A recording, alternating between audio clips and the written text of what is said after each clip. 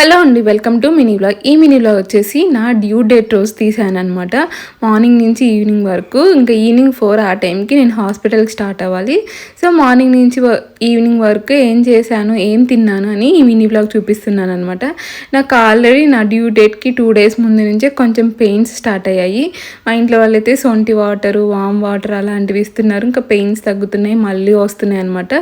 But due date falls pains అంటారు కదా, so అలాంటివి అయితే తగ్గిపోతాయి. నార్మల్ పెయిన్స్ అయితే ఎక్కువ అవుతాయి అనేసి ఇంకా అలా వాటర్ ఇస్తుంటే నేను తాగుతూ ఉన్నాను అనమాట.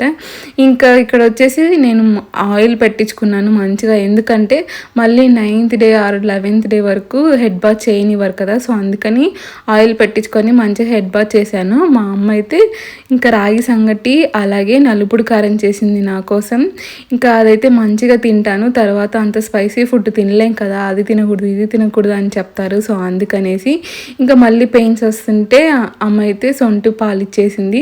తర్వాత వచ్చేసి ఇంకా బ్యాంగిల్స్ అవన్నీ తీసేసాను అనమాట. ఎందుకంటే హాస్పిటల్కి వెళ్ళాక మళ్ళీ తీయాలి కదా, సో అందుకని అక్కడికి వెళ్ళిన తర్వాత తీయడం అవన్నీ ఎక్కడ పెట్టాలో మెస్సీగా అవుతాయి. సో అందుకని ఇంట్లోనే తీసేసాను.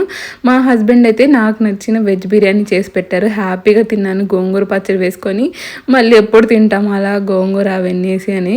ఇంకా ఈవినింగ్ 4కి అలా స్టార్ట్ అయ్యామన్నమాట. 7కి అంతా అడ్మిట్ అవ్వమన్నారు. సో అందుకని ఇంకా మా ఇంటి దగ్గర నుంచి హాస్పిటల్కి 2 hours జర్నీ అనమాట.